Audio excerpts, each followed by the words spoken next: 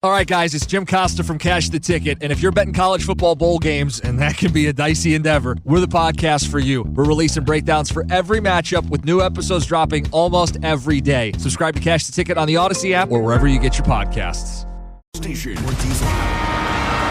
Black smoke in a gasoline car typically indicates that too much fuel is being burned relative to the amount of air available for combustion. The Bob and Jeff Show, starring Bob Lutz. You've got me, Mr. Magnanimous. Love everybody. So, you want to get high and listen to some records? Jeff Lutz. I'm not nice. Oh, please. I think you're on a mission to damage my credibility. You're really a broken toy, aren't you? And Jason Duda. For today, anyway. I'm confused. I don't even remember, but I must have found it funny. Hey, that figures, you know? Yeah, it sure does. 97.5 and 1240 KFH. Your visit is always discreet. Good afternoon, everybody. Welcome to Thursday edition, the Bob and Jeff Show here on KFH Radio. Bob Lutz, Jeff Lutz, as normal, and here's Jason Duda making up the three-man booth. We have so much fun with it as the holidays approach. How you doing today, Duda? Just fine, thank you for asking. That's it. Jeff? Fine. Here we go. Here we go. We're embarking on another exciting show with Jeff Lutz. What are you talking about? Well, I have something to say. You asked me how I was. Well, tell us a little bit. Fine. Thank you. There's a very little bit. Have you been whiny the last few days, Jeffrey? I don't think so. Have you? No, I'm just asking because it seems like your dad's a little upset with the way you've started today. He thinks I've been angry. I didn't. You don't have to interrupt me, sir. Didn't that anger? Yeah, you're kind of jumping the gun there. I was just. You came in with a little bit of an attitude. I'm fine, as always. I came in with an attitude. I came in and was petting with Misty. Yeah, but now look at you. My headset's right here, dummy. There was that, and then... Do you make stuff up in your head and then just That's kind of what it sounds. You might as well have said that. Oh. Well, he did imply that I was kind of dumb. Right. But I didn't take it personally. Yeah, and I don't have to imply it because if that's what I was thinking at the time, I would have said it to you. Really? Yeah, I mean, I don't know. I mean, so now you're just tactless. Maybe you're just going to call somebody a dummy. Well, he didn't really call me a dummy. He implied. But I'm saying he said he would have if he was thinking it. It may have looked like I was sitting on him from the angle he was at, but I wasn't because I could just pick him up. And he made that clear, so I didn't say anything else about it. And it was over. Like, it was that easy. I didn't know it registered with you that way. Well, it just seemed like an unnecessarily tense interaction. And no one wants to get us started off of that foot. Grumpy pants. Absolutely not. Aren't you still happy from eating Thanksgiving?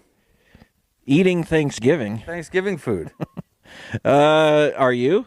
Yeah, I'm still eating it. So it's crazy. Really? You got leftovers this far? I had 3 of them. 3 Thanksgivings. Well, we had 2.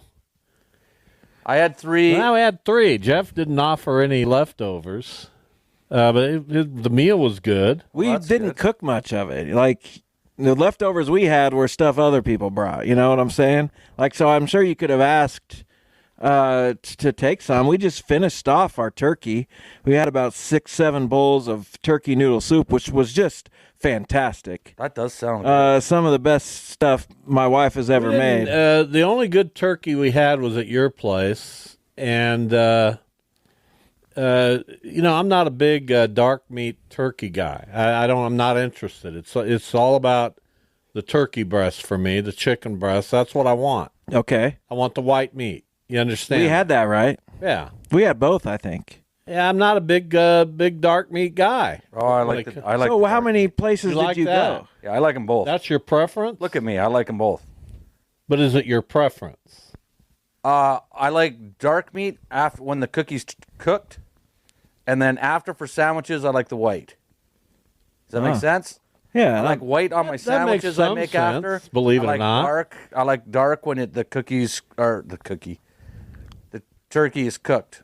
Do you treat your leftover turkey as far as sandwich goes? Do you treat it just like a cold cut? You go with the lettuce, tomatoes, or do you do something different since it's a little different texture? Super plain. Yeah, I'm with you. Mayo, salt and pepper, turkey. Yeah. Done. That's it? I feel that. That's probably the way to go. Probably a good idea. And with the ham, I use a ham sandwich. My wife makes a homemade mustard. You've had the mustard, I think. Oh, she sent some to me. Again, yeah. So that, and that's it. Yeah, it was delivered. Simple. How nice.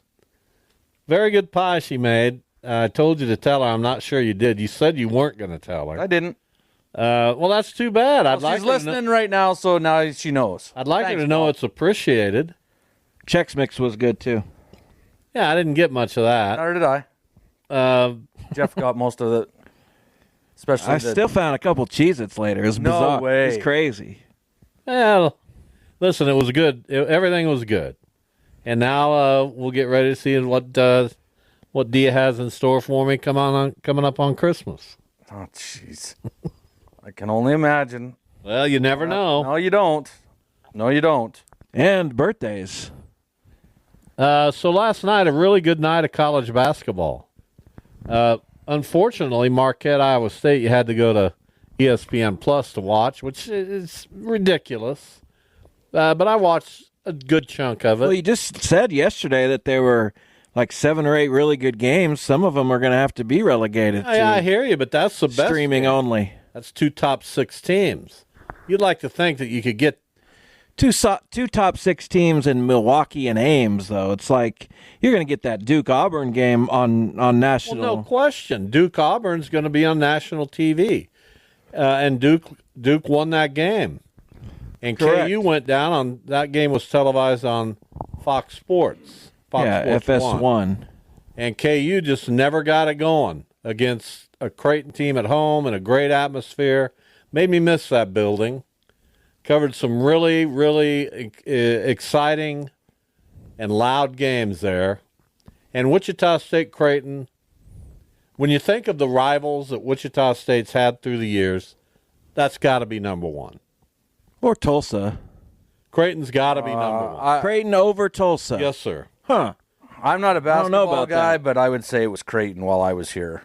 Yeah. Tulsa back in the 80s. When I was here. But the Creighton rivalry was a snapshot. It was basically Altman and McDermott versus Greg Marshall. Maybe a little bit of Turgeon in there.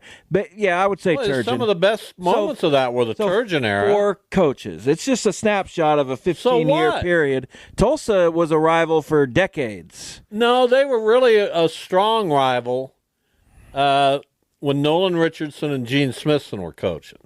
Now that was, they should make a documentary about that. Maybe they will someday. That would be unbelievable. And then J.D. Barnett had a little something to say about it all. But really, only for a few years was Tulsa-Wichita State a real big, heated rivalry. Okay, well, and I get Wichita State was a real big, heated rivalry for 20 I feel years. like, here's what I feel like. Yes, it was. There's no doubt about that. But if it had been another team that was also good in the Valley at the same time, it didn't have to be Creighton. You know what I'm saying? It could have been Northern Iowa. If those were the 2 top 25 type teams in the conference. With Tulsa, it was purely regional. That was a real, like, we hate you rivalry just based on what uniform you're wearing. Creighton is because they were good. Well, no, I disagree. Okay, go. Creighton's a great regional rival, too. It is, but when you think of Wichita, you think of Oklahoma Omaha City. And Wichita are natural city I've rivals. never heard of that before. Just as Wichita and Tulsa. Yeah. Wichita's not a real strong rival of Cedar Falls, Iowa. Okay? I don't think it's that strong of a rival of Omaha. Dig, Duda? Wichita's rivals are Oklahoma City, Tulsa, and Kansas City. And Omaha. No. Yes. Omaha, no. Absolutely. I don't agree. The Creighton-Wichita State rivalry was also bolstered by other sports, like baseball. Huge. Sure. Huge. You can't win this argument. I have already won the argument. I think you're doing okay. Just by participating in it, I've won it. Volleyball. Tulsa's never been a rival in anything other than men's basketball. I don't Never. think that's right. Give me another one. Track. Idiot. Next. You said give you another one. Right. And I did. And that's wrong. Is it? Yes. You have proof? my career, my living through it all. Yeah, but you didn't follow a lot of Tulsa track, be honest. Who did? Exactly. But do you see where I'm saying Creighton and Wichita State in everything? Snapshot. They were almost always at the top of the valley in every sport. Right.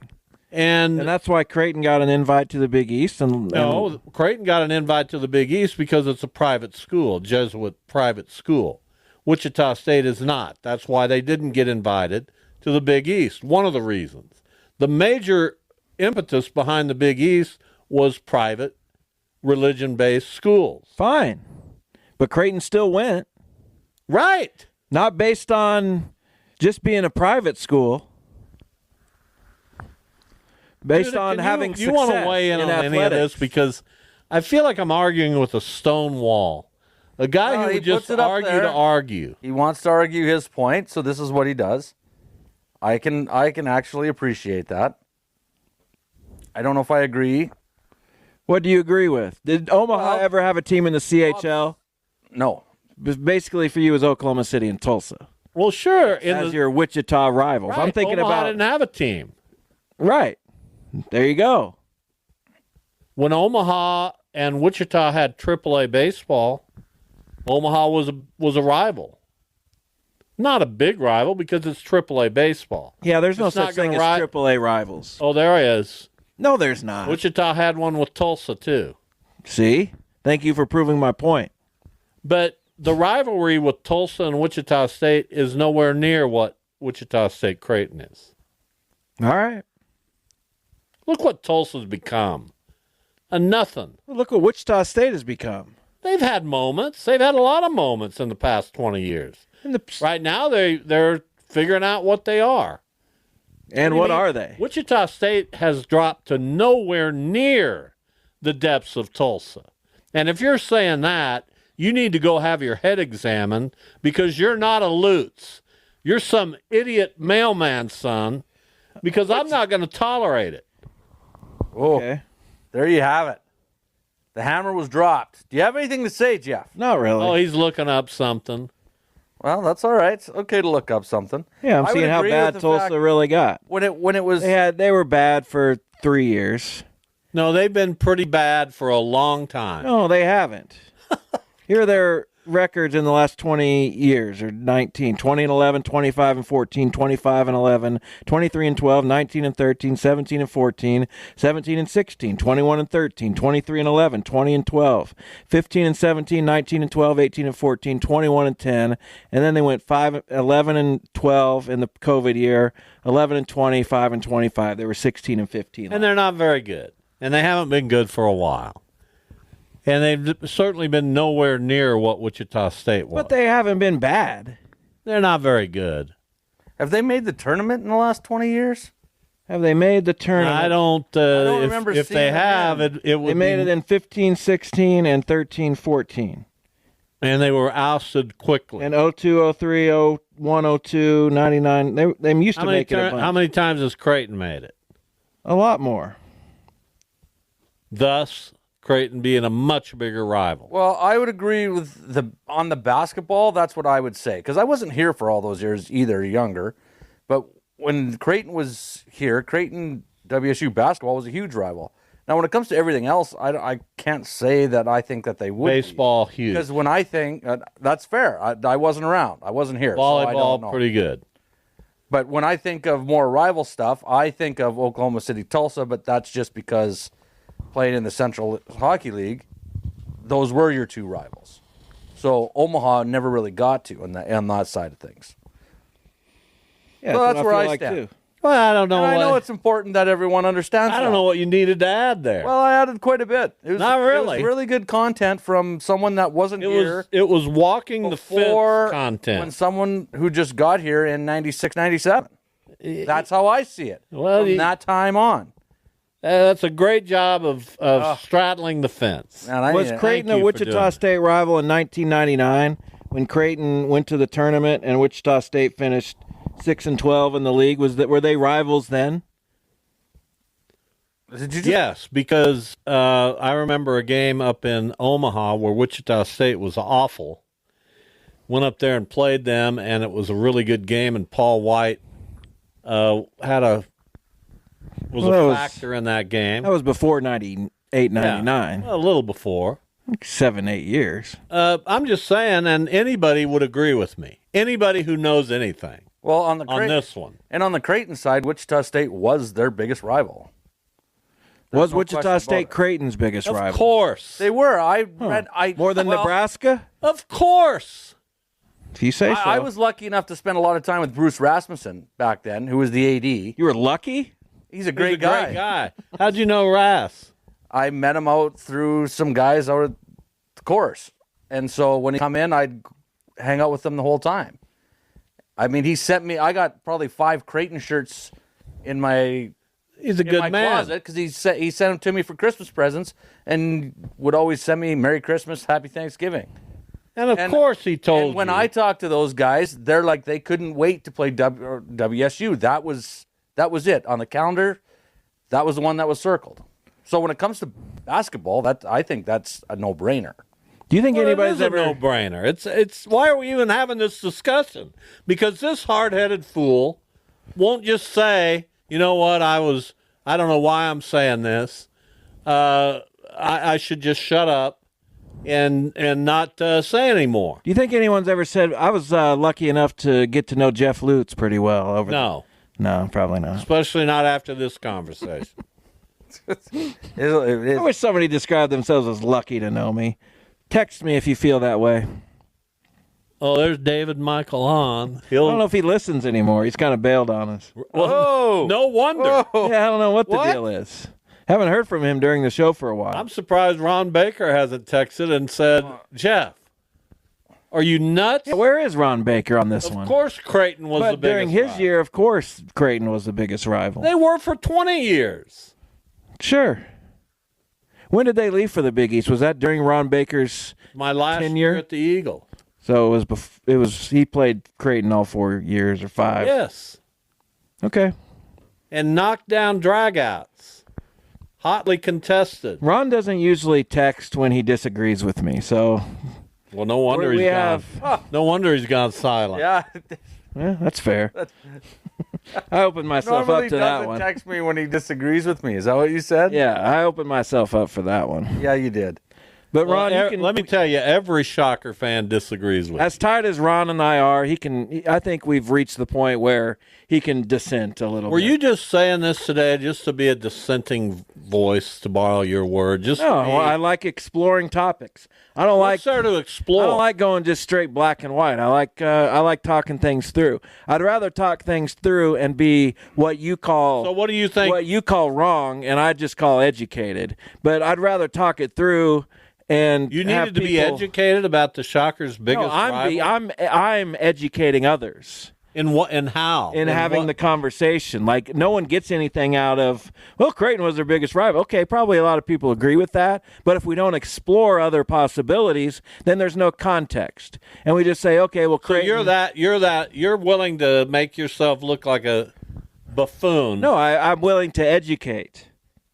To educate. In order to... so you're the teacher who is, I encourage... class is saying, can you believe this idiot? No, I encourage others to think more deeply about different topics. And the class is going, God, what... And if we just say, well, it's Creighton, then we have, okay, well, we'll take a break. It's 2:03. We'll figure something else out. No, we'll talk about why. Not as interesting. My goodness. I'd rather do the critical analysis. Okay, there is really no critical analysis. Well, it feels like we just had it. Yeah, and you're welcome. You being thrown under 15 buses, Ron. You had no chance. No text at all from anybody. And nobody's defending you. Yeah, it's unfortunate. In fact, right now, amongst our listeners, however many there are out there, I don't know, few thousand, I don't know how many are listening right now, but amongst all of those people, your reputation has been soiled. I think who cares? I don't even care what who cares? I think you should care. You just said you wanted someone to talk to you about. I was lucky to know him. Yeah, that's different. So how do you not care then? Reputation is what outside forces think of you. You're inside your circle. That what they think of you. Who's in your circle? Oh, there's a lot of people. Your wife and daughter. Jason. Who's Jason Duda? Yeah. Oh my God. I would say he's in the circle. Am I? No. Is my wife? She's working on it. Who is? My wife. And whoever else is texting And Jace. when he asked. And Ron Baker. Now, your wife would definitely agree with you only because you said it. She wouldn't know. But if Jeff says it, it must be true. Don't portray her like that. My wife disagrees with me all the time. Not on these kinds of things. Well, she doesn't care about. Then how is she in your circle? She's in my circle. Here we go. We've got a good show for you today. Joe Auer, the head boys basketball coach at Wichita Heights. He always does this. Will join us at 2:25 right after the break. At 2:45, Martin Shetler from Andover High. We'll talk with him about the Trojans. We've got picks coming up, hour number 2. I am right back in it, folks. You guys dropped the ball in a big, big way last week. Yeah, I had the Raiders down too, and I just changed it at the end. Yeah, well, it makes it more fun this way. Yeah, there you go. Not really concerned. Yeah, you're falling apart. Nah. Back with Joe Auer after this.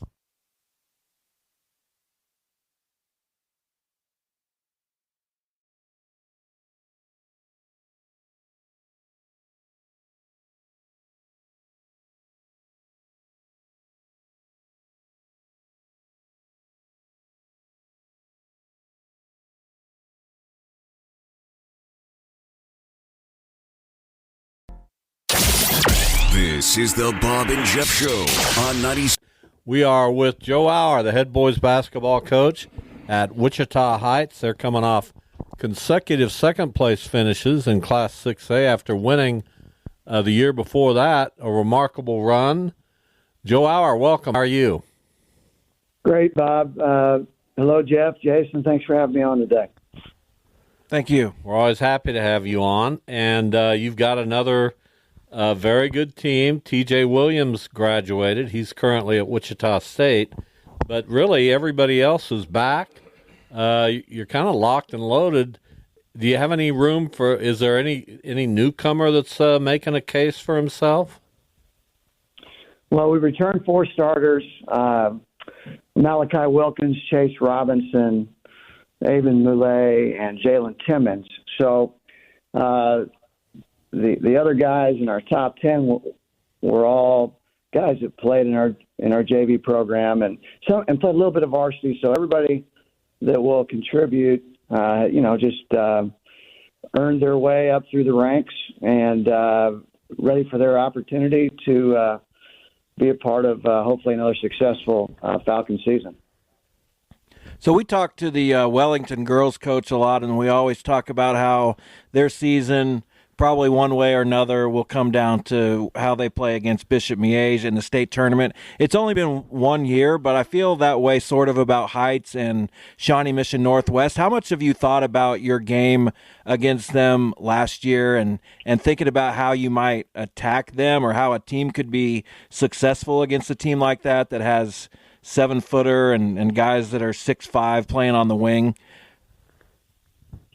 To be honest, we've thought about them a lot simply because it was our last game, and we, when you're that close, it hurts and it stays with you, and so we thought about a lot, and they return everybody. So, the 2 teams in the 6A state championship, 9 of the 10 starters are back this year. And they were a very unique team with a 7'1" center that's only going to be a junior this year, 7'1", 245 pounds. He's got a kid named Ethan Brown Ethan Taylor that has offers all over the country. Their point guard is signed with Illinois. A tremendous team, but I think most importantly, we're just thinking about ourselves and what we have to do to get better. And we shot we shot the three very poorly. They really hadn't played any zone all year and made a late decision to do that against us. We had success all year against teams that played zone, but on that particular day, we just got stagnant and didn't shoot it well. So we've watched that film a lot, talked about how to get better, and I don't think that the problems we encountered on that particular day will get us again. Joe, the guy that's been around and has as much success as you've had, how long is it before you kind of know exactly what you have? Is it in the summer? Is it just before you start? Or do you need to play those first few games?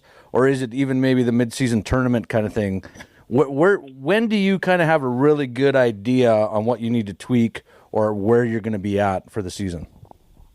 Well, I think that comes in a couple of waves. With the rule changes over the last 10 years, 15 years, we're able to work a lot in the summer. We play in the league, and then we also travel, and we played teams from 4 different states in a tournament in Kansas City. So we played about 12 games as a team this summer that I could coach. We practiced 3 days a week. So you have a pretty good feel for what you're capable of leaving your summer session. But I think it's really the midseason tournament where you truly find out, because high school basketball is a grind. It's 6 days a week. It's a 4-month-long season, 2 games a week. So who can hold up to the physical wear and tear?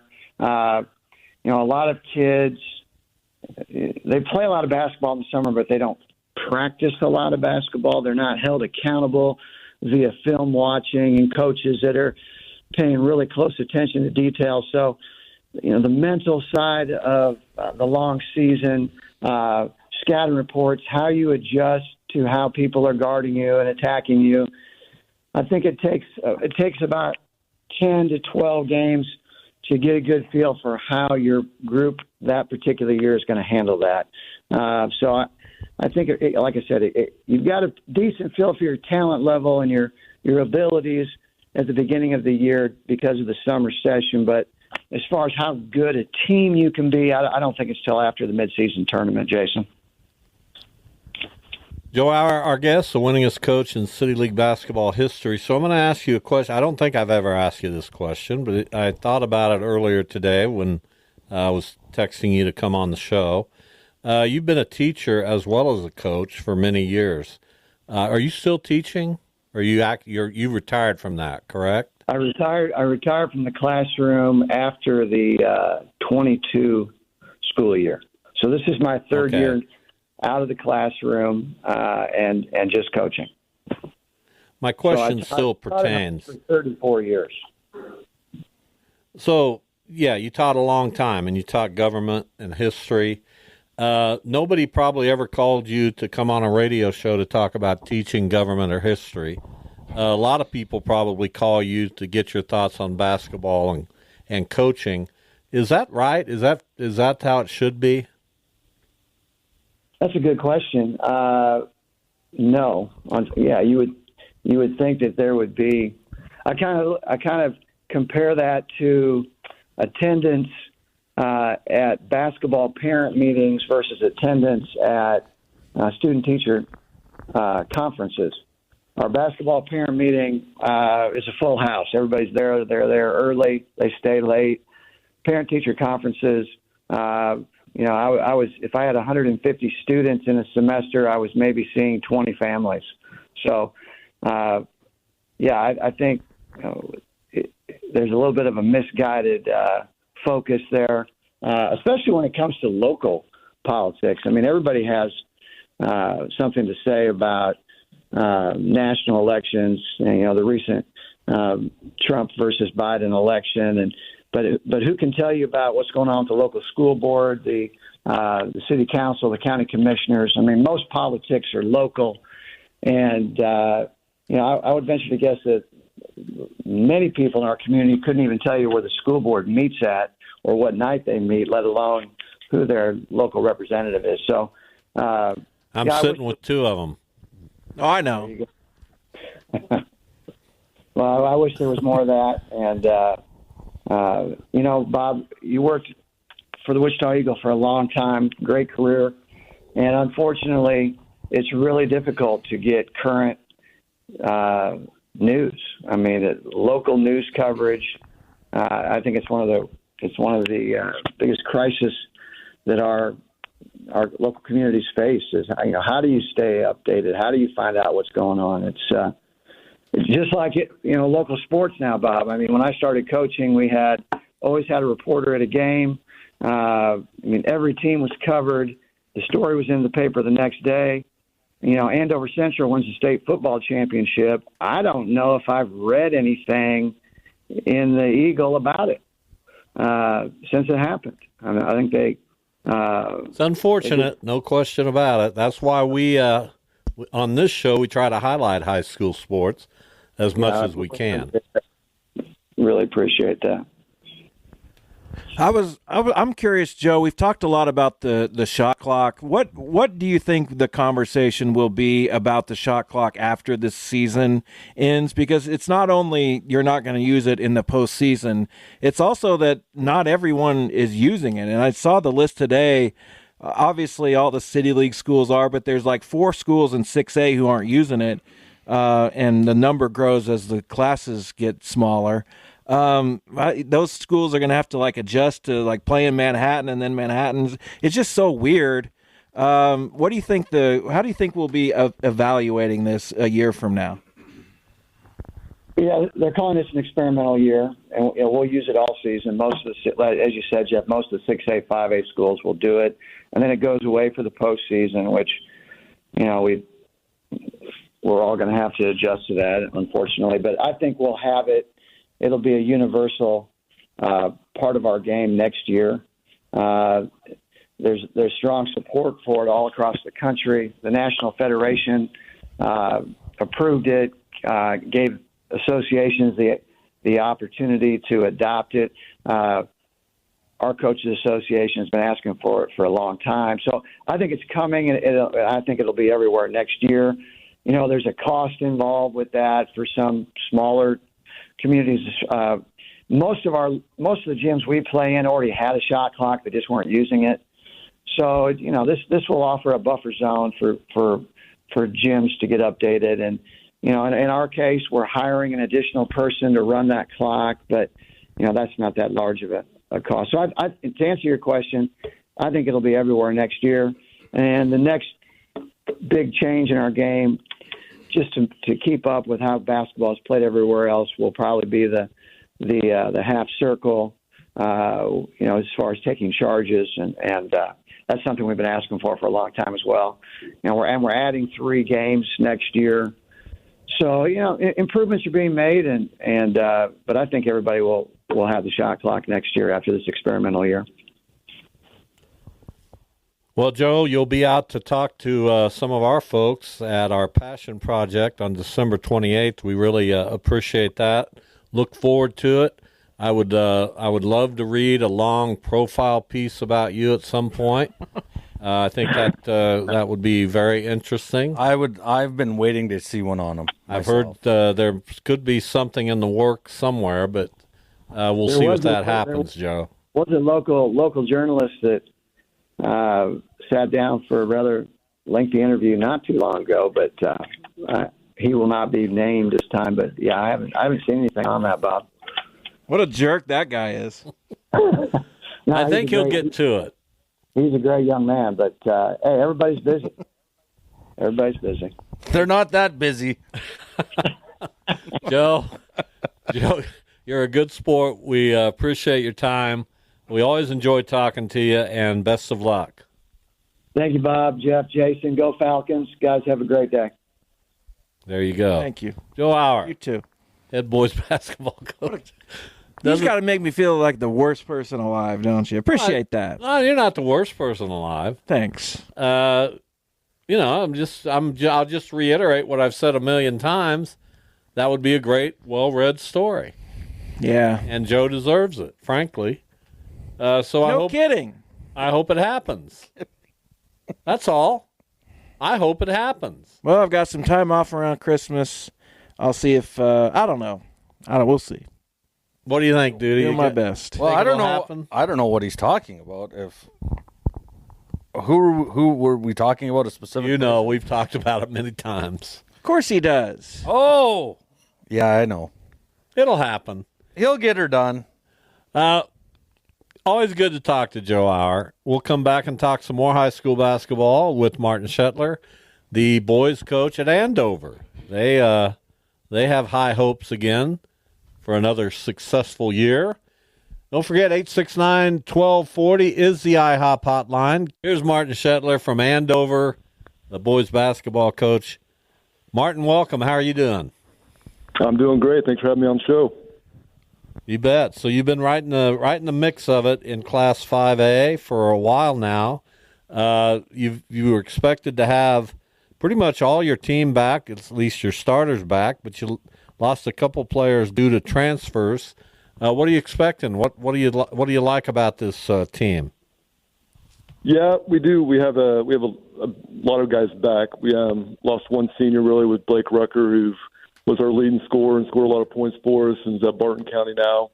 And then Quincy Bradford was also a starter for us last year, and his dad, Nick Bradford, took a job with the women's program at Arkansas, so we lost him. But other than that, we're bringing back a lot of guys that played a lot of minutes last year and had a lot of experience.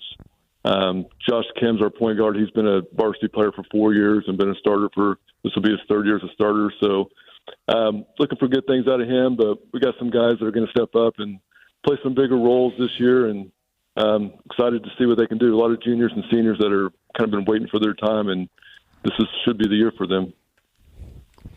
I know a lot of these transfers have legitimate reasons, and guys will leave for, they just moved. But are you starting to prepare for that more as a coach, knowing that there are things in place where kids can move, more liberally? Is that something now that you're having to start to deal with a little bit more, that maybe there's going to be more roster turnover from year to year? Yeah, for sure. I think you see it at the college level, and it's kind of coming down to the high school level more and more every year.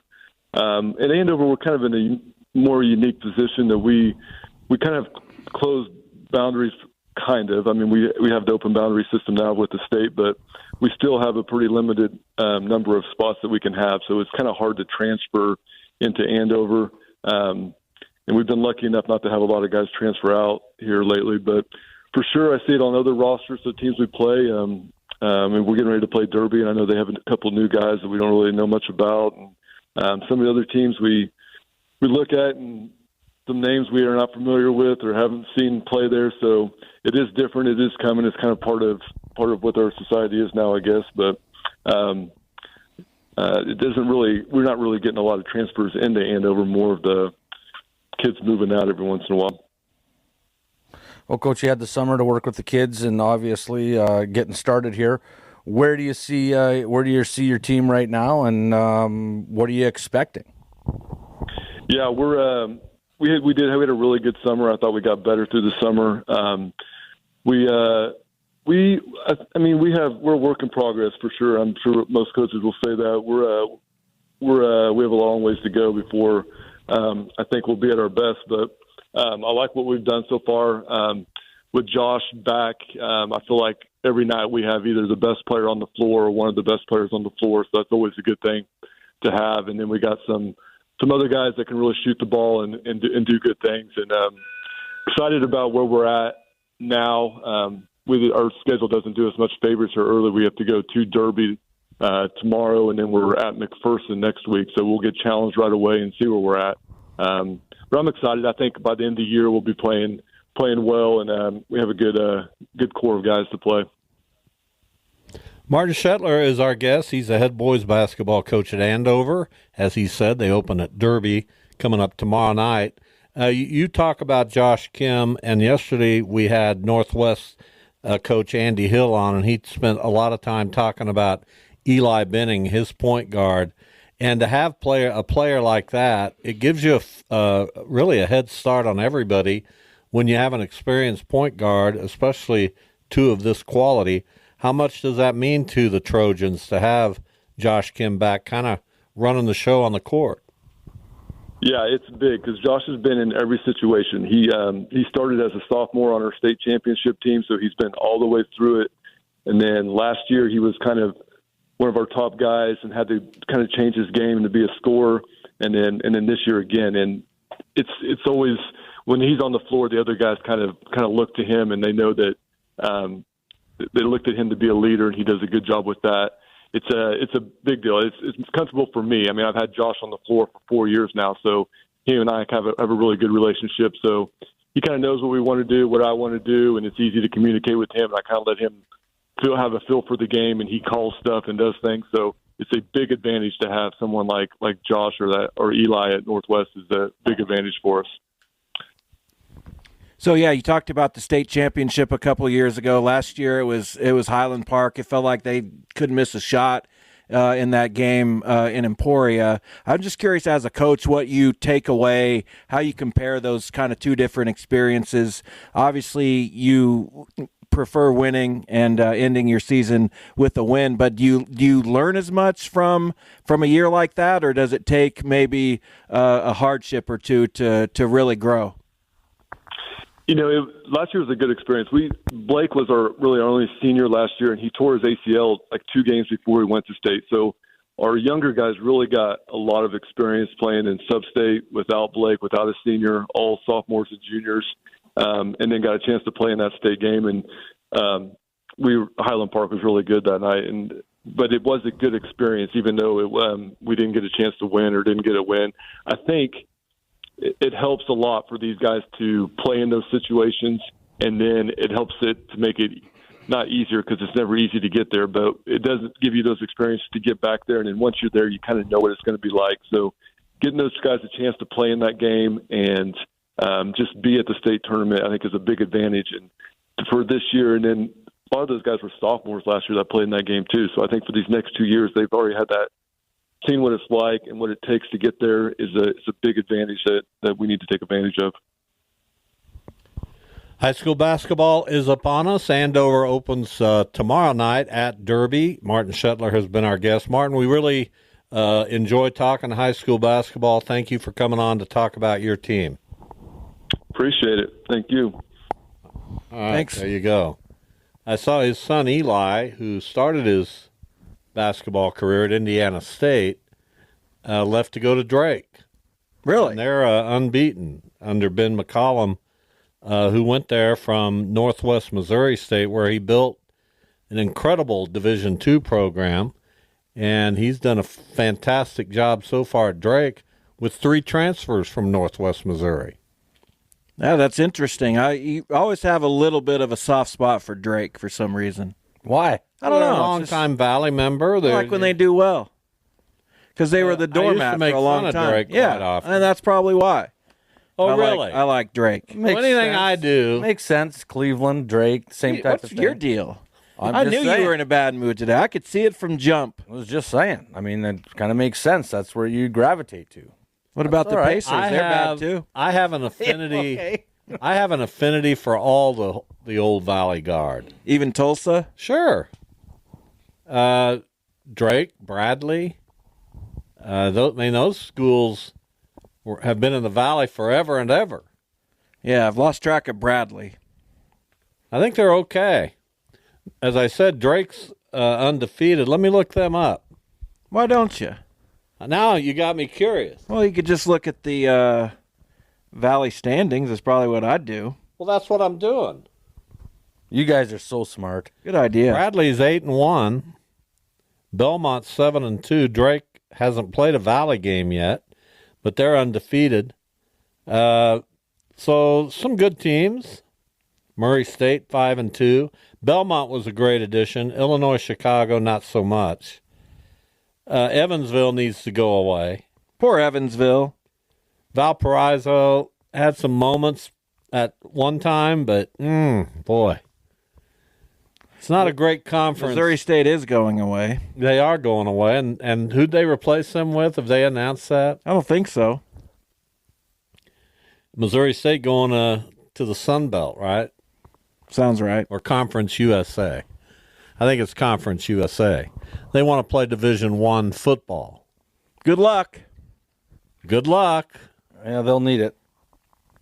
Well, in that conference, they might be. Who knows? Just nobody really knows. Nobody knows. When you really think about it, nobody really knows. No, I don't know what Missouri State will do. I know that I enjoyed going to Springfield in my life and my career. Springfield's a nice town. And it was always a treat to drive 4.5 hours to Springfield, Missouri. Yeah, that whole part of the state is just beautiful. A great arena over there.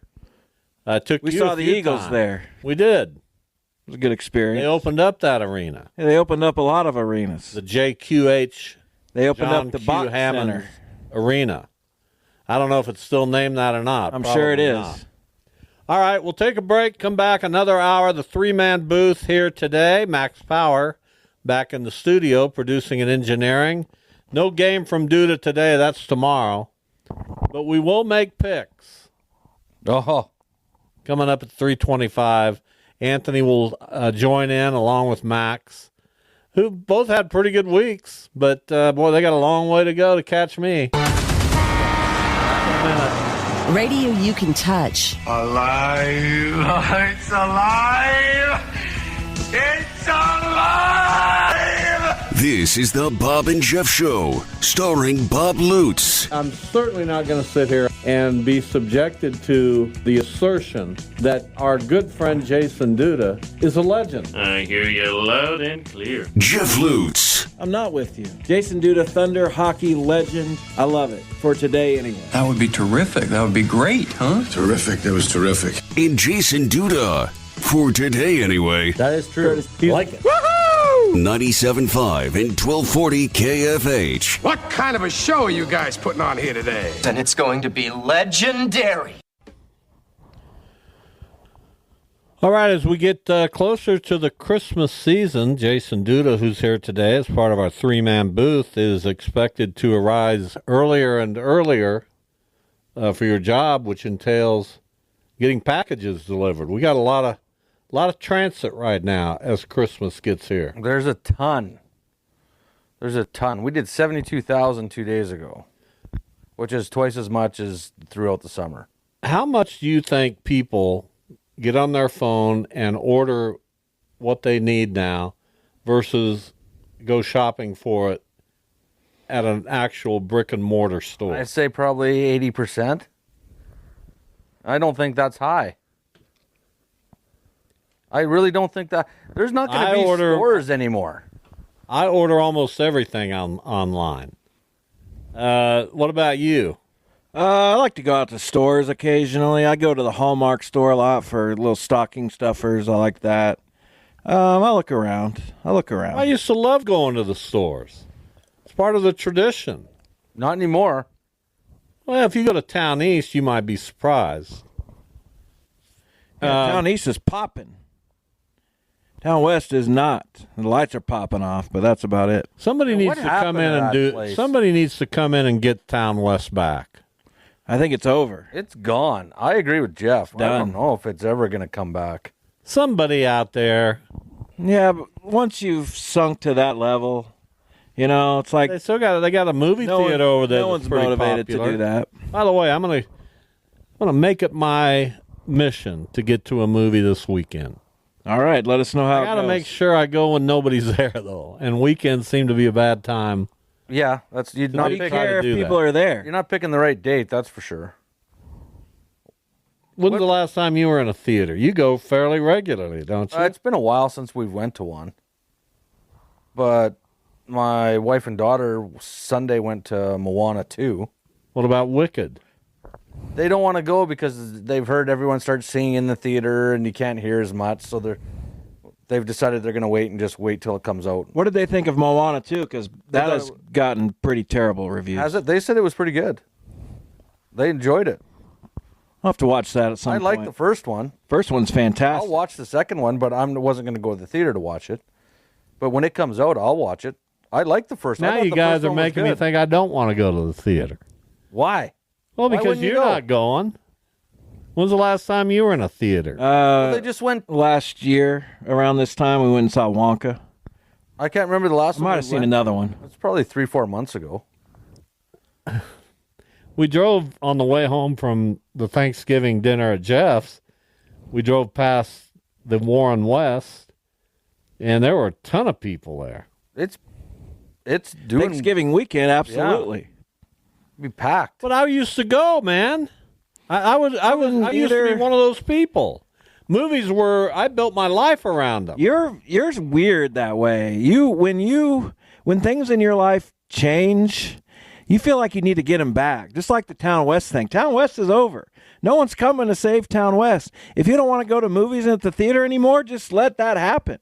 Why can't you let me be me? Why are you always trying to influence? And he's explaining you. That's all he's doing. You just don't like. You think I need an explanation? Yeah, apparently you do. Well, because you're lamenting this. Quit using words I don't understand. Absence of movies that you go to, but you don't seem that motivated to go. So just let it go.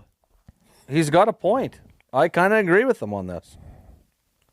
You were gonna go, then someone says one thing, and now you're like, I'm not gonna go. I've got it in my head that I want to see Wicked. Because The Wizard of Oz is one of my favorite all-time movies, and I don't know. I mean, it's so amazing to me that 85 years after that movie was released, it still has this mesmerizing hold on American society. Isn't that fascinating to you? Yeah, it's quite interesting. So I think you should go. Isn't that interesting? Name another movie ever that's had this kind of massive popularity for this long. I would say maybe It's a Wonderful Life and Slapshot are the two. Ron Baker, could you? I mean, what kind of a moron would say that? Slapshot. And I hate to use the word moron. I don't like it. It's a terrible He said word. it. I just went along with it. Yeah, because if he ever watches it, he would agree with Yeah, I can't wait. We got that planned, too, for this weekend. You haven't seen Slapshot? No, we're going to plan it this weekend. We made a deal like 3 years ago. It was He's like 2. You got to watch Shoresy. And I said, I'll watch Shoresy if you watch Slapshot. He's like, okay. So I watched Shoresy, and he still hasn't watched Slapshot. What year was Slapshot made? 70. See? He won't do it. 79? 78, 79, somewhere He won't around there. do it.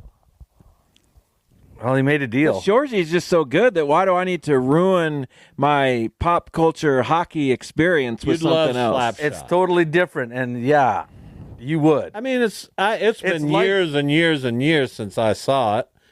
I'd kind of want to go back and watch it again. I just know it was really funny and really off the wall and really irreverent. Just like Shoresy. Yeah, Right. I mean, whatever. Shorzy's so Shoresy good. didn't grab me. Yeah, if you don't love your the Hanson problem. brothers, It's a big Jeff. problem for you. Yeah. You're supposed Missing out. What, Max? If you can't love the Hanson brothers, Jeff, then if you like Shoresy, you'll love the Hanson brothers. Yeah, there you go. Maybe if I love Shoresy, though, so. Shoresy. I heard they just wrapped season 4, but I don't know how accurate Why that can't is. I get into that? Because you think you're a highbrow guy, and you won't see through the vulgarity and the language and stuff to get at the actual heart of it. And Does it have heart? Absolutely, 100%. Maybe I'll give it another shot. I just know I don't know. You think you're not supposed to like it, so you won't even give it a chance. No, it's not that. I don't go Yeah, into it anything is. thinking I'm not supposed to like it. Yeah, but I know you. You'll hear the language or the. Let me explain something to you, and let's get this right out there. You don't know Yes, me. I do. You don't know me at all. You don't have a clue. It's a Don Henley You song. know who you grew up with. You don't know this version of me. Yes, I do. No, you don't. You're not that tough to figure out, my friend. You have no clue. Okay. Oh, he's just like the man inside. Jeff's the man inside. He knows. Of course I know. He knows. No, he doesn't. Jeff doesn't have a clue. Spends 2 hours a day with you. So? He knows This it. isn't me. You don't want it. You just don't want to admit that Jeff probably knows you better than you think. No, my wife knows me better than anyone. Well, I would hope so. And as I told I think I probably know you better than she does. No. I don't know if I'd go that Ridiculous. far, Jeff. Well, I was on your side for a while. He exposes different parts of his personality to me. that you might not expose to others. Well, that's probably true. You're his son. That's just the way that works. It's a dynamic. I know all the dynamics that he has. Man, I was been on your side, but you're not going to know every single dynamic because the dynamic... Pretty much all of them. Debbie, you're not really going to know that. I know it. Do you? Yeah. I'm sure he goes to his therapist and tries to talk about it. Am I right? No. Of course you do. That's the only reason you're in there. You got main character energy right now. You need to back off. Main character What does that energy. mean? That means that you think it all circles around you. You're the main character in the story, but you're not. I'm the main character in your story. That's all there is to it. And it's been obvious for 40 years. It has. Sure it has. You're a bad character then.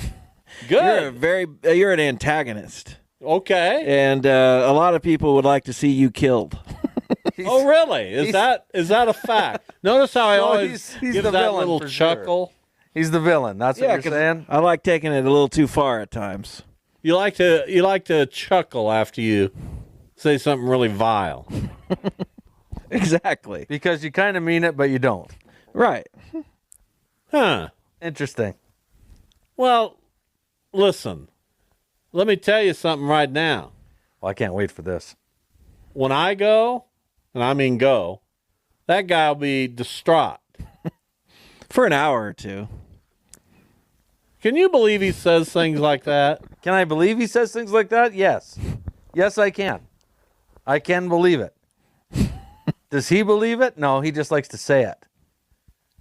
He likes to play the role. And that's okay.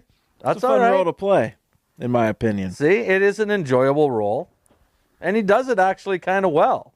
I have to give him a little bit of credit on that side. He's all right. He's okay. Let's get a lot of nonsense, but he's okay. Every now and then I strike gold. Absolutely. Let's get to Jim 35 quickly, Jim. Very quick. Quickly. Well, you reserved the time after 3 o'clock for callers, and you haven't had any callers, so I thought I'd give you a call. That was a super That's true, Jim. interview with the Heights coach. But now for old Thank you, business. Jim. Back for I old business. appreciate that. One night here, on the 26th of November, I went to the Texas Roadhouse and was sitting outside for 3 o'clock. And the row of dinner rolls came up. And I went in after hearing Bob saying they're 1 to 5, and I don't know what 1 to 5 is. No, I said that. Oh, you said 1 to 5? No, I said they're the best Anyway, in everybody Wichita. was They have the coming best in. rolls. You guys have a lot of listeners that go to the Texas Roadhouse Monday through Thursday on 3 o'clock early. What about Friday? They don't go Friday? Well, they don't have a special on Fridays. The specials are $10.99 on 3 to 4 on 3 to 5 on Monday through Thursday. But there was a lot of your listeners. We're glad They you were met all- some fellow listeners. They were all, you got some classy steak eaters that listen to your radio station. That is our target audience. Your We don't target want audience. vegans. Okay. Thank you, Jim. You're It's good welcome. to hear from you. We like old people who eat steak at 3 o'clock. What? Keep going. That's it. That's what we That's like. all you got? Yeah. That's our target demo. Well, listen, I love Texas Roadhouse, but when you talk about, I always go curbside pickup. Well, because a lot of times at Texas Roadhouse, you got to wait forever to get in. Yeah, there's Curbside pickup, you just put your time in there, you pull up in your car, you send them a text, they'll tell you if when they're ready to bring it out. I don't get curbside pickup. I don't get it. I don't get it. I'm just explaining it to you. Yeah, but I don't get the psychology of it. Going out to eat is the experience. I mean, I could whip up No, the food is the experience. No, it's not. I could whip up any of that at home. For the most part. You can I make rolls like them? No, but I make a fillet I can at have home, just as solid of a meal at home. Going out is the experience. Oh, I'll pick up. I have the mashed potatoes. Like, that's so dumb. So dumb. What was that? Dude, I want you to. What just happened? I don't know. I don't understand I it. will agree a little bit is the going out is the experience of it, but sometimes you don't have time or you don't want to go out, so curbside's I don't want to fantastic. go out. Do you know how many times I've been out to a restaurant? The thrill is gone, man. I know, but that's all you do is get curbside pickup every day. No. Where are you going we go today? out and meet people for dinner. Where are you going today? I don't know, but we go out all the time to meet people for dinner. I'm going to put you in a home, and I'm going to feel so good about it because I bet they'll cook for you.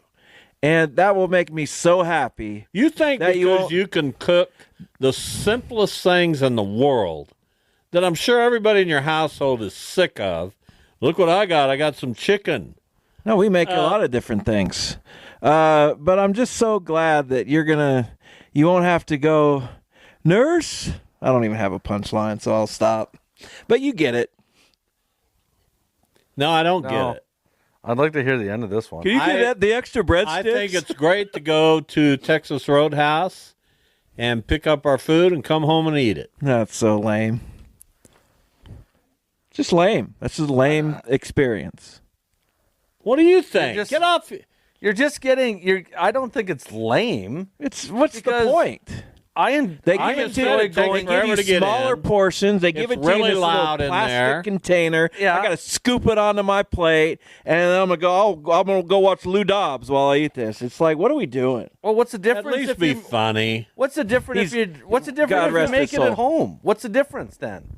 Like I said, going out is the experience. And I agreed. Going out is part of the experience. Well, give me the experience of going out. Well, just because you're there, you're out. There's people. You're sitting around. You're talking more. Usually, if nothing you go about out, that's appealing. Next, not to you, and that's fine that it doesn't appeal to you. Is it appealing to you? I enjoy it. I love you going enjoy out to going eat. out and talking to people. No, you talk to the person you're with.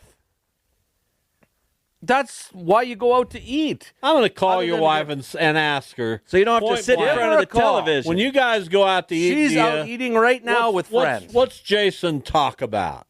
Whatever. Because I'll guarantee you what she'll say is, guy never opens his mouth. I'm doing all the talking. Kids, he shows himself. Yeah. And we don't. But I don't know him. But I don't know him. But he shows himself through comments like this. Right there. Because he doesn't talk. That means you don't talk. I don't know what I forgot what his voice sounds like. I'm glad he's on radio with you guys. It reminds me of his voice. Oh, man, give me a break. Oh, you got to get out more, kid. You got to get out more. You do. You got to get out more. You'd be a happier guy if you went out to eat. I'm a happy guy now. And just sat down went to and enjoyed the I go out to eat all the time. When I go to Texas Roadhouse, I don't want to go in there. Okay? I understand that. I don't want to go in there. I get too crowded. It's too long of a wait. It's too noisy. But I like their food, so when I get Texas Roadhouse, I order curbside pickup. Does that make sense? Yes. Many restaurants I'll go to. Both you guys are making sense. Here's the problem. You don't listen I hate to when each that other, happens. but you both make sense. Because going out is part of an experience when you go out to eat, because you're chatting, you're having a good time, maybe have a beer, blah, blah, blah. But if you're just hungry, you like the food, you want to pick it up to go home, then you call curbside and you pick it up and go home. That's what I do. So It's not like every meal is I go to pick up. But what's the problem with going to the restaurant like Jeff said? What's that? Because why? Jeff's an idiot. Not in this one. He's not an idiot. Thank you. We'll be back. We're going to make picks. We got a bonus game. This thing is really tightened up at the top, as you knew it would. Well, I allowed it. Just taking me a little while to find my groove. I'm in my groove. Back in a minute.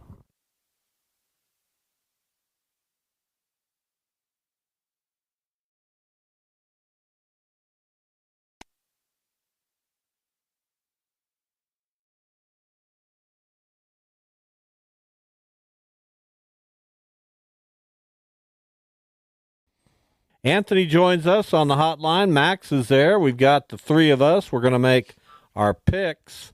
I'm going to give you the updated standings. Oh, you're excited. You must have had a really good week. I did have a good week, but it was really more that you guys had terrible weeks. Yeah, well. I had a pretty good week. Got my bonus game right. Got a bunch of other games right. Went 6-2.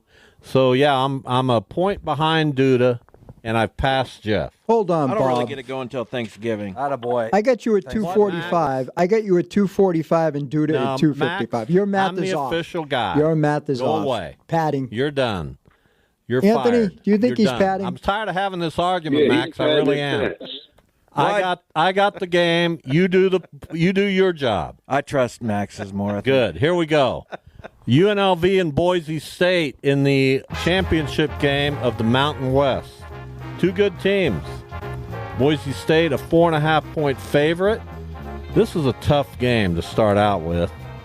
I like it because it's at Boise, so I'm going Boise for 3.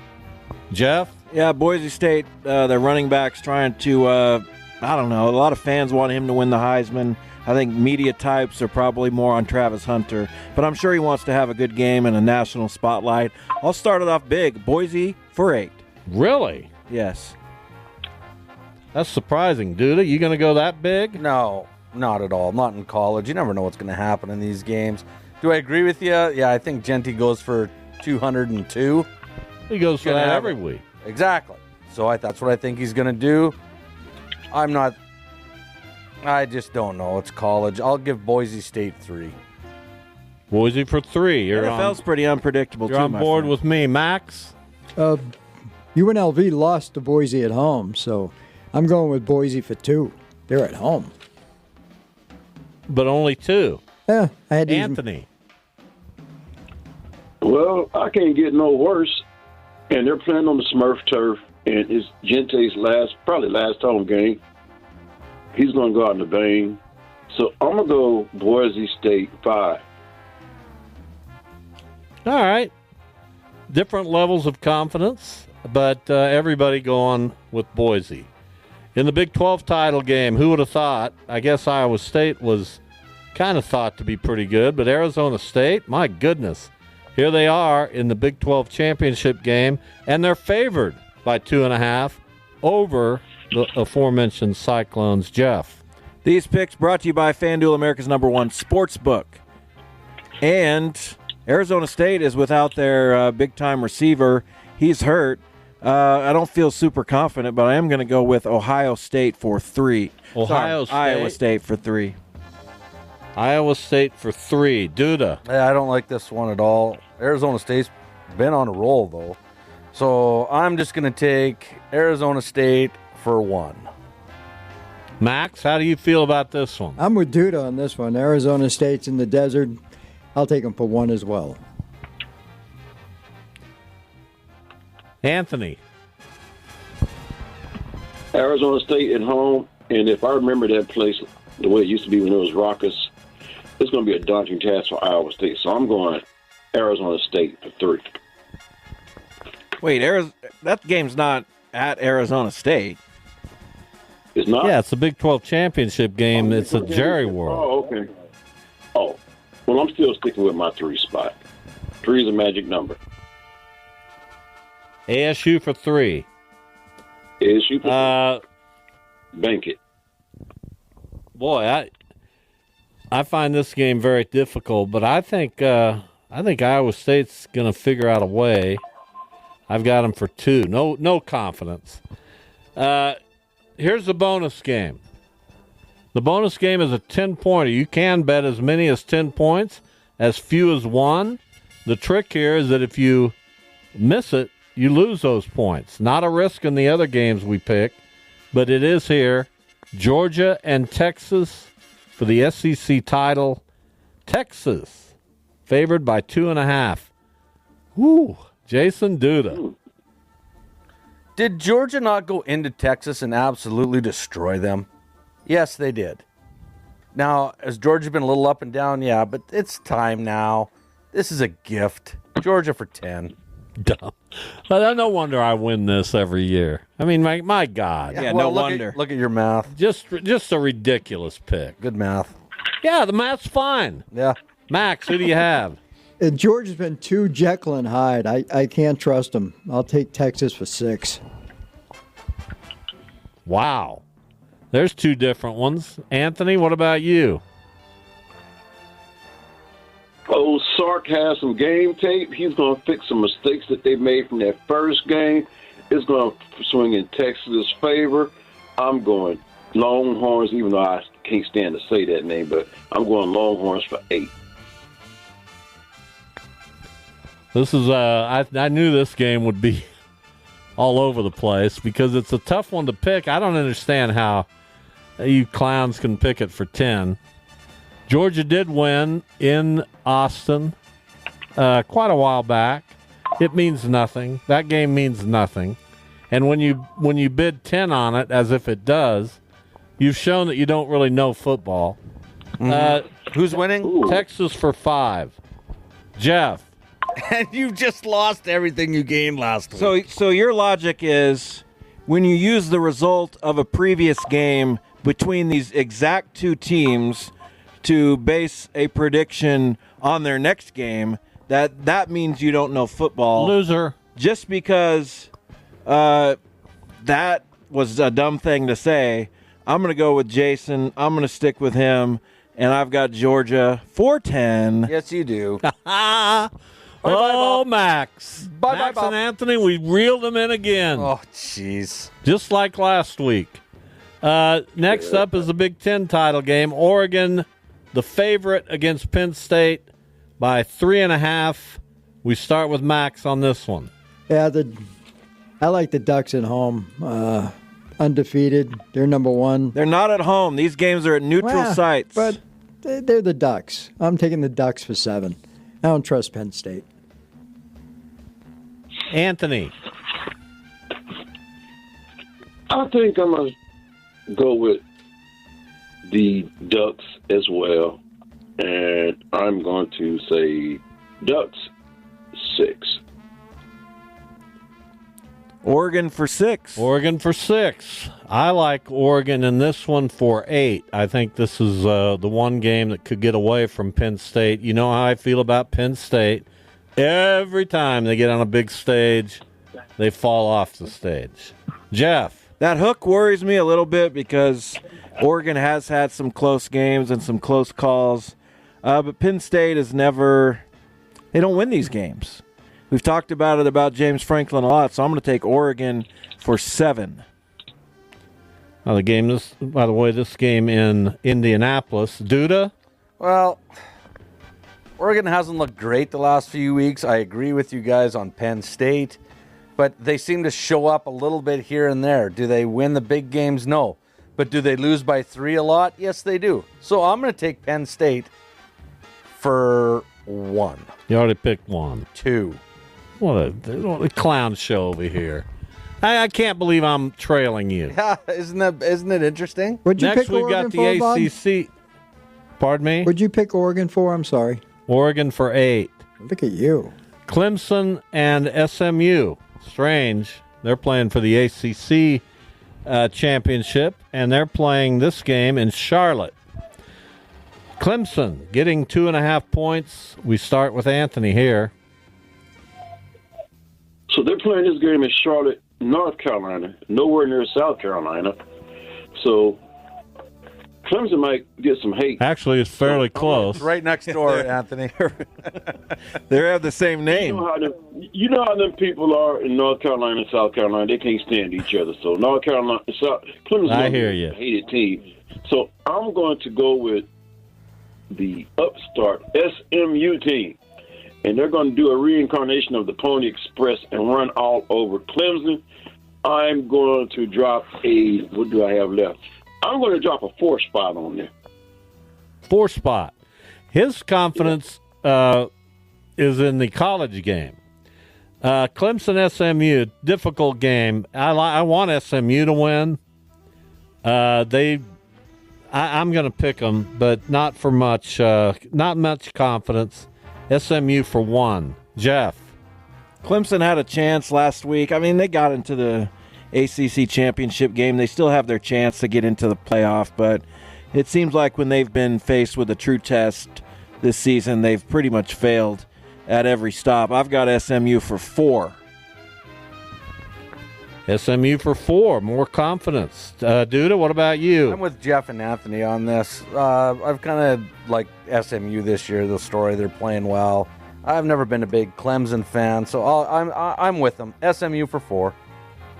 Well, I don't care who you've been a fan of. It's who's the better team. When I got the mic and I'm talking, I can say whatever I want. If you're picking as a fan, no wonder you're struggling. Struggling and winning all Max, at the same you're time. next. Didn't that SMU lose? Didn't Clemson lose to North Carolina or something recently? So, and I heard South from Carolina. South Carolina. Yeah, South Carolina. I heard from Paul Savage that SMU is on the rise, so I'm going with SMU for 8. Thanks, Paul Savage. Well, they are 11-1. I got so much I could say right now. I know. If you're following all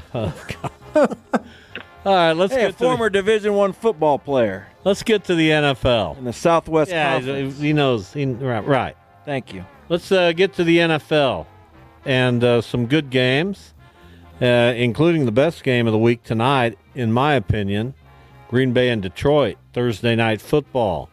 I start this one, Detroit giving 3.5 points at home. Detroit's banged up. Green Bay's played really well lately. I still like Detroit in this game for 4. Jeff. It's not your typical Thursday night game because both of these teams have had a week to rest and recover. I think it's going to be a 3-point game, though. The hook brings me back to Green Bay for 2. Duda. Yeah, this should be a good one. I'm looking forward to this one tonight if I can stay awake for it. But Detroit is banged up. They got 3 linemen out. Green Bay's looked a little bit better. I'm all over Green Bay in this. I think this is going to be, at worst, a close game. So give me Green Bay for 7. They're really good at home. They're not so good away. Did you watch them on Thanksgiving against Chicago? They weren't that good. Right. Yeah, exactly. So Max, what you said makes no sense. Good luck. You don't know football either. Yeah, a lot of Detroit is banged up, and I just trust Love more than I trust Jared Goff. I'm going with the Pack for 4. So thankful I do this show with people. Here's a knowledgeable guy. Anthony, what do you got? I can't believe he called him Jared Goof. That's he's rude. it's not good. Integrity in class. We got a lot of haters on this show. Anyway, I'm not one of them. We just did this Green Bay Detroit game not too long ago. But everybody's talking about Detroit's banged up, and everybody's showing a lot of love for Green Bay, pardon the pun. But it's at home, but I'm going to go 1 confidence point on Detroit. It's a home game. You got to factor that in. Detroit for 1. All right. There you go. Detroit won this game by 10 earlier on the frozen tundra. Yeah, but that doesn't matter. You already told us it doesn't matter. It doesn't. Previous but, game for doesn't you make, to pick make Green sense. Bay by 7 is moronic. Buffalo and the Rams in L.A. Is this their trap game? The Rams are underdogs by 3.5 points. We start with Jeff. You call me angry, but you've been a tyrant during this segment, and it's not a good look. Well, y'all are just making terrible picks, but I'm glad. Go, Jeff. They're terrible. Then you should be happy. Make another bad pick. This is a team with a huge home field advantage playing on the road in a place where there really is no home field advantage. So you got to go with just what the season has told you, and that would be Buffalo for 6. Buffalo for 6. Jason Duda. Rams at home, totally different. Allen on the road, I get it. He's going to run, but this is going to be a close game too. Absolutely. It's a 3-point game. So what do you do, Jeff, at that point? You take the hook. You take the hook, and you take the home team, the Rams, for 5. Love it. Max? Josh Allen is a California kid. Aaron Donald's not going to be there. Bills for 6. Easy. And just got engaged to Hallie Steinfeld, right? I don't like that. Anthony. Yeah, he just got engaged. That's going to be his kryptonite. No, I'll take that back. But I am going to lay 2 on the Rams to cover. It's a home game. I don't get it. Buffalo clearly the team here for 7. Next, we got a couple more games to go. Atlanta on the road to face the Vikings. Vikings, nobody talks much about the Vikings, but here they are. 6.5-point favorite.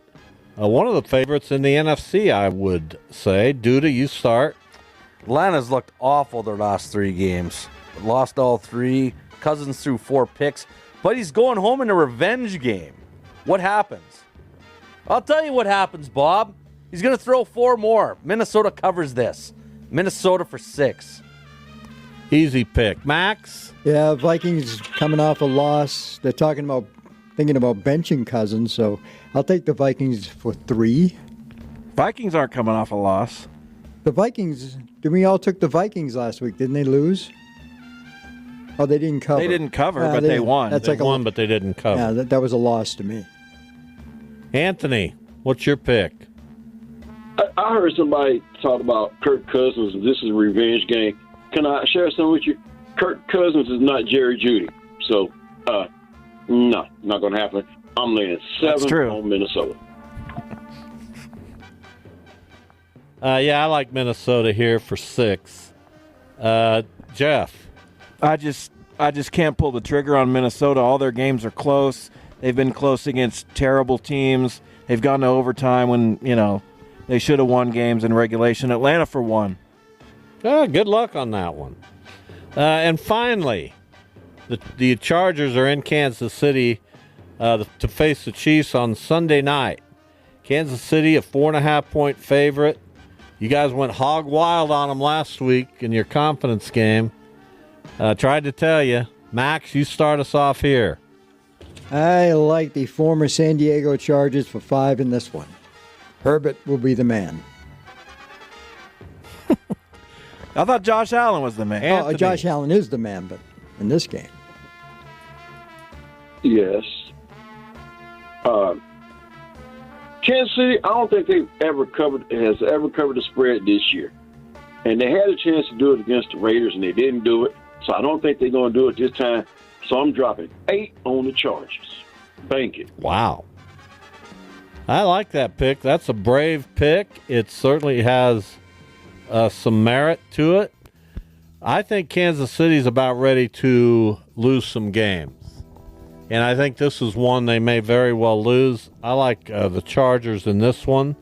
Not a ton of points. I like them for, gosh, what do I have left? Maybe I do have to pick for a ton of points. 1, 2, 3. Sorry. This is good radio.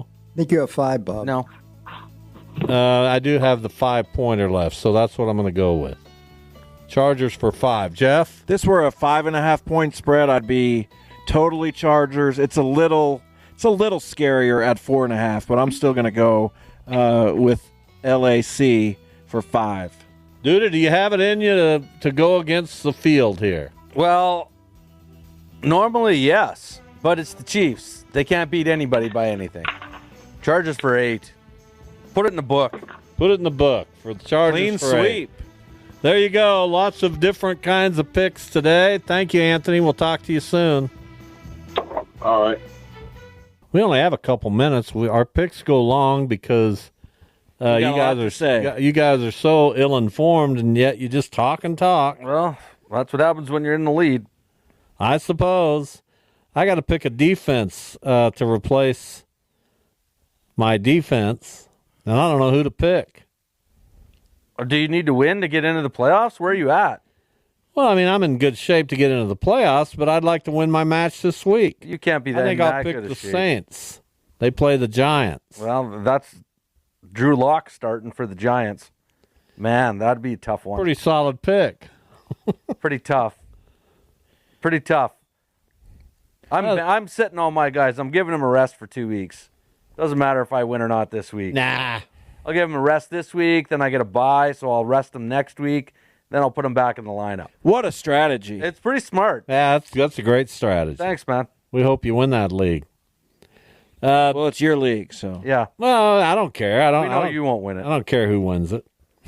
I'm just trying to get to the playoffs. Unless you win it, and then then we'll hear about it. Well, I mean, it's like anything else. It is. That's true. If I win it, Then it we hear becomes about it. more prominent. If you win it, the league has merit. If you don't win it, it's worthless. It's another league. Just another one. Unless I win it. Yeah. Well, we know that's how you operate. It's disappointing sometimes. Oh, it can be for sure. But it's okay. You're not the first two people I've disappointed. I don't know where that came from. I don't either, but it's... Are you having a tough time today? Speaking the truth, though, at least. No, I don't have any tough time ever. Never. You've never had a tough time. I just get up in the morning and roll. Go with it. Let's go. Let's see where the day leads us. What a good player. Thank you. What a life. Unbelievable. What do you got going tonight? I don't know. I'm going to watch the football game. This is a good one. Might check it out. Not every Thursday night game gets my attention, but Green Bay Detroit is for real. But if I jump on Amazon Prime, I'll probably be lured to Pop Culture Jeopardy, so it's tough. What? What? This is a guy who, he moved to the Boondocks 3 or 5 years ago. Yeah, we know. And he's starting to get a little more strange every year. I'll take that as a compliment. Well, you should. Take it as any way you want. I will. So you believe it in your heart, Jeff? Isolation It's gotta can, be true. That's right. Isolation can affect people. As we've noticed. With being him? down here. What do you mean? I just say it. Go get your There's curbside. Max playing the music. We appreciate it. We'll be back tomorrow. We'll talk with Eric Adams, the head girls basketball coach at Wellington, as well as Joanna Chadwick. It'll be the 3-man booth. We'll play a game. See you then.